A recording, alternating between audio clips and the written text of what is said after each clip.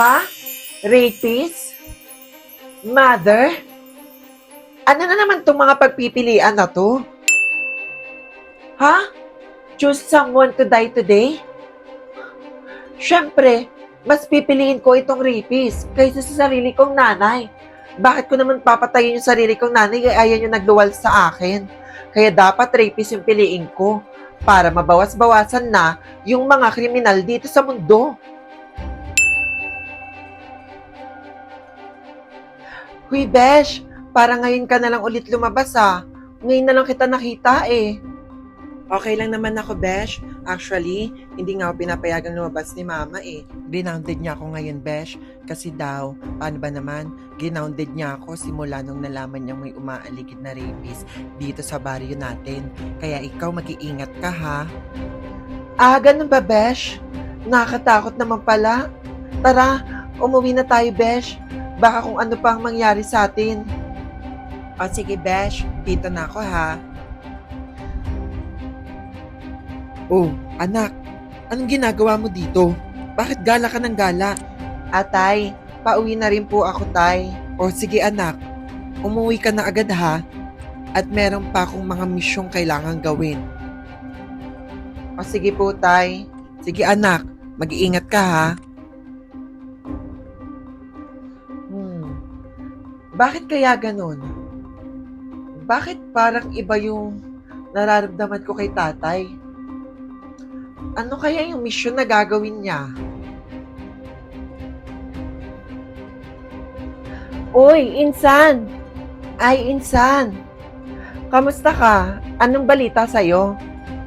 Eto, may kumakalat na balita na may umaaligid na rapist dito sa ating baryo. Kaya nagmamadali na akong umuwi.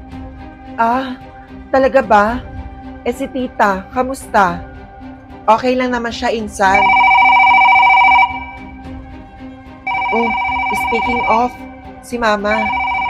Wait lang nga, sagutin ko lang. Hello, Ma? Bakit po? Anak, ang tatay mo. Umuwi ka na agad ngayon. Bilisan mo. Ano? Ano pong nangyari kay tatay? Anak, bilisan mo. Wala nang oras. Umuwi ka na dito. O sige po, Ma. Ngayon din po uuwi na po ako.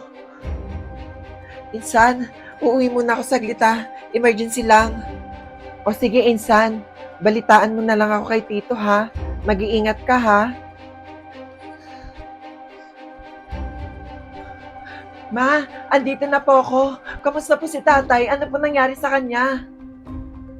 Anak, patay na ang tatay mo. Inatake siya kanina sa puso. Pero ang sabi ng manggagamot kanina ay may isang tao daw na sumumpa na mamatay siya. Ha? Eh, sino naman po iyon? Sino kayang ginustong mamatay ang tatay ko? Kung sino man siya, kakarmahin din siya.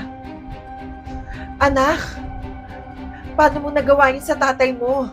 At bakit mo yun nagawa sa tatay mo? Sabi na manggagamot kanina, nagkaroon ka daw ng choices at pinili mong mamatay ang tatay mo. Choices? Pero... Ha? Rapist? Mother? Ano na naman itong mga pagpipilian na to? Ha? Choose someone to die today? Siyempre, mas pipiliin ko itong rapist kaysa sa sarili kong nanay. Bakit ko naman papatayin yung sarili kong nanay kaya ayan yung nagluwal sa akin? Kaya dapat rapist yung piliin ko para mabawas-bawasan na yung mga kriminal dito sa mundo. Nay, hindi po ako. Napakawalang kwenta mong anak. Wala kang silbing anak, Nay. So, ibig sabihin, si tatay ay isang